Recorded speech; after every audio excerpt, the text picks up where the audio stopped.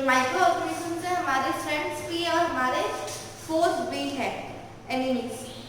The tiny living organisms which cannot be seen through a naked eyes are called microorganisms। जो organisms होते हैं बिल्कुल tiny point size के जो होते हैं, जिन्हें हम नेक्ड आई से नहीं देख सकते, उनको देखने के लिए हमें कोई ना कोई इंस्ट्रूमेंट चाहिए, तो वो होते हैं माइक्रो ऑर्गेनिजम्स और we can call them microbes. तो उन्हें ऑब्जर्व करने के लिए कुछ पर्टिकुलर इंस्ट्रूमेंट चाहिए जिसे हम माइक्रोस्कोप कहते हैं। तो जो एंटनी लेवनहॉक था वो फर्स्ट साइंटिस्ट था जिन्होंने इन्हें ऑब्जर्व किया था। तो माइक्रो ऑर्गेनिज्म जो है हर जगह प्रेजेंट है, एयर, वाटर, सॉइल में प्रेजेंट है, even in the body of living things. हमारे अंदर भी कुछ न कुछ माइक्रोब्स होते हैं, वो they are present in ocean में भी होते हैं, स्प्रिंग्स में होते हैं, snow of polar region, even in deserts. और सॉइल में 50 मिलियन टाइप्स ऑफ बैक्टीरिया होते हैं। इन एडिशन टू उसके अंदर माइक्रोब्स तो होते हैं, लेकिन 50 मिलियन टाइप के उसके अंदर बैक्टीरियाज भी होते हैं। तो जो माइक्रो ऑर्गेनिजम्स होते हैं बहुत ही ज़्यादा हार्ड होते हैं। माइक्रो ऑर्गेनिजम्स अपने ऊपर एक लेयर बना देते हैं, कवरिंग बना देते हैं, जिसे हम जस्ट कहते हैं। जब उन्हें फेवरेबल कंडीशन, जैसे माइक्रो ऑर्गेनिजम्स होते तो है लेकिन वो इनएक्टिव होते हैं, एक्टिव नहीं होते हैं। जैसे ही उन्हें फेवरेबल कंडीशंस मिल जाती है वो मल्टीप्लाई होना स्टार्ट कर देते हैं। तो जो साइंस जो इस पूरे सर्कल को डील करती है उसे हम माइक्रो बायोलॉजी कहते हैं। तो डिस्कवरी ऑफ माइक्रो ऑर्गेनिजम्स की डिस्कवरी कैसे हुई? अगर जैसे जैसे क्या है माइक्रोस्कोप का जो एडवांसमेंट हुआ, हमने उसकी क्वालिटी अच्छी कर दी, तो इससे हम माइक्रो ऑर्गेनिजम्स के बारे में और भी ज़्यादा डीपली स्टडी कर पाए। तो पहले तो हम क्या यूज़ करते थे, सिंपल माइक्रोस्कोप यूज़ करते थे, लेकिन जैसे ही हमने कंपाउंड माइक्रोस्कोप यूज़ करना स्टार्ट कर दिया, इससे हम और ज़्यादा माइक्रो ऑर्गेनिजम्स की स्टडी डीपली कर पाए हैं। तो जो कुछ माइक्रो ऑर्गेनिजम्स इतने ज़्यादा स्मॉल होते हैं कि उन्हें हम इलेक्ट्रॉन माइक्रोस्कोप से देख सकते हैं। तो अभी हम इसकी कुछ डिस्कवरीज देखते हैं। 1665 में जो रॉबर्ट हुक थे उन्होंने सेल की डिस्कवरी की थी। 1764 में एंटन वन लेवनहॉक ने फर्स्ट लिविंग सेल को डिस्कवर किया था, वो भी एक पॉन्ड के अंदर उन्होंने नोटिस किया था। 1857 में लुइस पास्चर ने जो प्रूव किया था कि जो फर्मेंटेशन है वो बायोकेमिकल प्रोसेस है, उन्हें माइक्रोबायोलॉजी के फाउंडर भी कहा जाता है। 1859 में लुइस पास्चर ने क्या बनाई थी, कुछ ऐसे वैक्सीन्स, एंथ्रेक्स की वैक्सीन्स बनाई थी, और उन्होंने किया था कि माइक्रोब्स जो अगर प्रोड्यूस होते हैं वो अपने प्री एग्जिस्टिंग माइक्रोब से ही प्रोड्यूस होते हैं। 1872 में जो रॉबर्ट कोच थे उन्होंने जर्म थ्योरी ऑफ डिजीजेस दी थी। 1889 में सिपासबरो तास्टाटो डिस्कवर, जैसे जो टेटनस डिजीज है वो होता है, टेटनस बेसिलस नाम का जो बैक्टीरिया उसी से वो डिजीज होता है, टेटनस। इन 1929 जो अलेक्जेंडर फ्लेमिंग था उन्होंने एंटीबायोटिक पेनिसिलिन बनाई थी, जो कि फंगस था, एक पेनिसिलिन नोटेटम था, उससे उन्होंने एक एंटीबायोटिक बनाई थी। अब है types of micro organisms. Micro organisms are classified into 4 groups. इनको हमने 4 ग्रुप्स में डिवाइड किया। सबसे पहला बैक्टीरिया, सेकंड है algae, third protozoa, fourth fungi, fifth है वायरस। सबसे पहले हम देखते हैं बैक्टीरिया।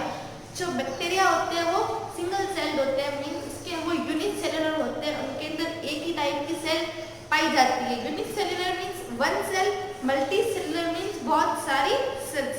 तो इनकी जो साइज इतने ज़्यादा छोटे होते हैं, 0.2 to 100 माइक्रोन होता है, और एक माइक्रोन में 10⁻³ मिलीमीटर होते हैं।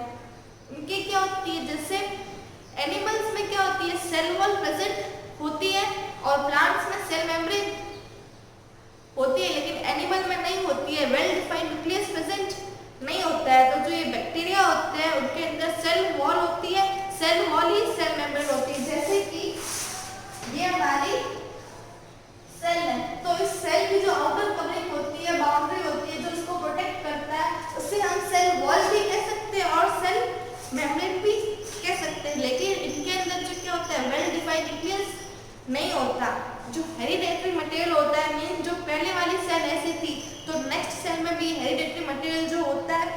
क्या है, मेम्ब्रेन के थ्रू बाउंड नहीं होता है, वो साइटोप्लाज्म से ही बाउंड होता है।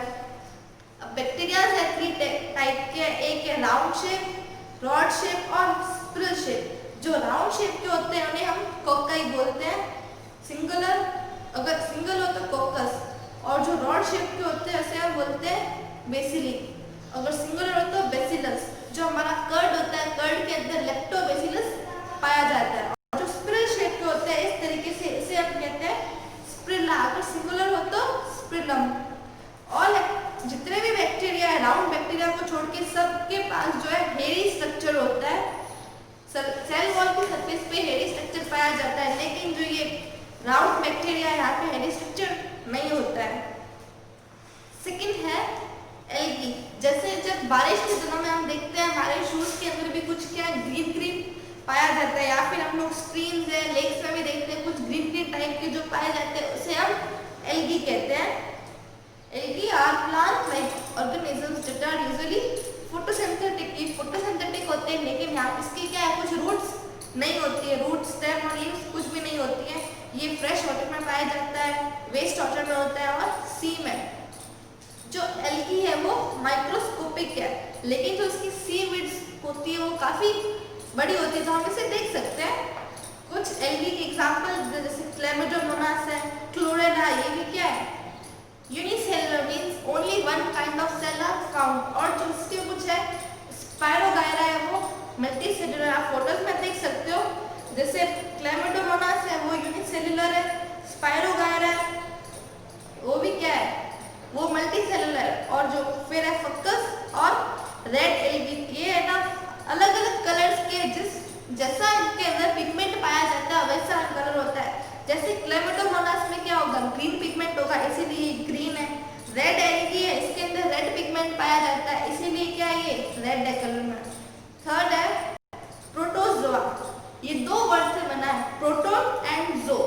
प्रोटोन मींस फर्स्ट एंड जो मींस एनिमल। जो प्रोटोजोआ होते हैं ये भी यूनिसेलुलर होते हैं, तो इनको क्लासिफाई करने का एक तरीका होता है। जैसे हमने बैक्टीरिया का नाम लिया, ये क्या है, यूनिसेलुलर है, तो उनको एक आइडिया मिल जाता है कि यूनिसेलुलर कैटेगरी का है।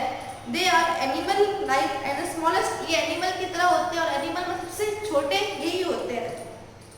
ये वाटर में भी होता है, सॉइल में भी होता है, और क्या ये पैरासाइट की तरह भी एग्जिस्ट कर सकते हैं। इनके कुछ लोकोमोटरी ऑर्गन्स होते हैं जैसे स्यूडोपोडिया, सीलिया, फ्लैजेला। ये क्या है, जो खाना खाते हैं ये कुछ वेक्यूल्स, कुछ होल होंगे, उसी के बेसिस पे ये खाना खाते हैं। जैसे paramecium, amoeba, giardia and entamoeba are examples of protozoa. इनको जो घूमने के लिए इनके पास फ्लैजिला होता है। जैसे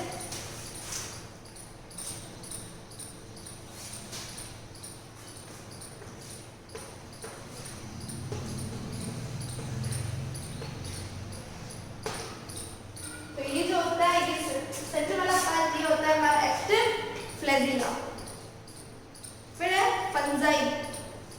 फंजाई और non green plant. Fungi non green plants होते हैं क्योंकि इनके अंदर क्लोरोप्लास्ट नहीं होता है, एंड हेंस कैनॉट मिलते। अगर इनके पास क्लोरोप्लास्ट ही नहीं है तो ये क्लोरोफिल भी नहीं होगा, क्लोरोफिल नहीं होगा तो फोटोसिंथेसिस नहीं होगा। फोटोसिंथेसिस से क्या अपना खाना खुद बनाते हैं, तो इनके पास क्लोरोप्लास्ट नहीं है, इसलिए खुद का खाना खुद नहीं बनाते हैं। ये क्या है, पैरासाइटिक होते हैं, जो अपना खाना है किसी और से लेते हैं, लिविंग ऑर्गेनिज्म। और ये सैप्रोफाइटिक भी है।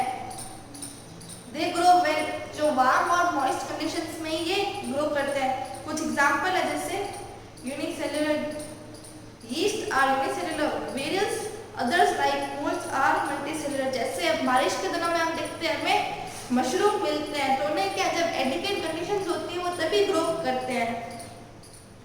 फिफ्थ है वायरसेस। वायरसेस इवन बैक्टीरिया से भी बहुत ज़्यादा स्मॉल होते हैं। अगर आपको मैं वायरस का कहूँ तो आपके दिमाग में तो कंप्यूटर वाला वायरस जाएगा, लेकिन ये कंप्यूटर वाला वायरस नहीं, ये वो वायरस है जो ह्यूमन बॉडी में जाके उसको इन्फेक्ट करता है। वायरस जैसे अभी कौन सा कोविड-19 चल रहा है, ये भी क्या है, एक वायरस है। जैसे इसके एग्जाम्पल्स है चिकन पॉक्स है, मीजल्स है, और वायरल फीवर होता है, ये भी वायरस के कारण होता है। दीज टर्म वायरस में यू ना पैनिक। फिर को जैसे चिकन पॉक्स है, the word poison. Virus can be harmful, ये हमारे लिए हार्मफुल भी हो सकते हैं और यूजफुल भी हो सकते हैं। अगर ये हमारे लिए यूजफुल है, अगर हमने इसको टाइम के साथ चेक नहीं किया तो ये हमारे एनवायरनमेंट के लिए काफ़ी ज़्यादा हार्मफुल हो सकता है। तो वायरस इतना ज़्यादा स्मॉल है कि हमें इसको इलेक्ट्रॉन माइक्रोस्कोप से देखा जाता है। इलेक्ट्रॉन माइक्रोस्कोप एक जो ऑब्जेक्ट होता है उसको 2 लाख टाइम्स माइक्रो मैग्नीफाई कर देता है। तो ये जो इतना ज़्यादा ये एक ऑब्जेक्ट को मैग्नीफाई कर सकता है, तो इमेजिन कर सकते हैं कि वायरस की साइज कितनी ज़्यादा छोटी हो सकती है। तो हमारा क्वेश्चन उठता है क्या वायरसेस अलाइव होते हैं और डेड हो सकते हैं? वायरसेस अलाइव भी होते हैं और डेड भी होते हैं। जब ये बाहर होते हैं, किसी की बॉडी में इन्होंने एंटर नहीं कर रखा है, तब ये क्या होते हैं? इनएक्टिव होते हैं। लेकिन जैसे ही इसको कोई होस्ट मिल जाता है, कोई बॉडी मिल जाती है, तो इसके अंदर जाते ही एक्टिव हो जाते हैं। इवन इसके अंदर इतनी पावर होती है कि अगर हमने कोई मेडिसिन दे रखी है, एंटीबॉडी दे रखी है, तो भी क्या ये उसको ब्रेक डाउन कर सकता है हमारे इम्यून सिस्टम को। अगर हमारा इम्यून सिस्टम वीक होगा तो ये इवन उसको खत्म भी कर सकता है, इसके अंदर इतनी पावर होती है। तो एक इसका एग्जांपल एड्स भी है, एक्वायर्ड इम्यूनोडेफिशिएंसी सिंड्रोम।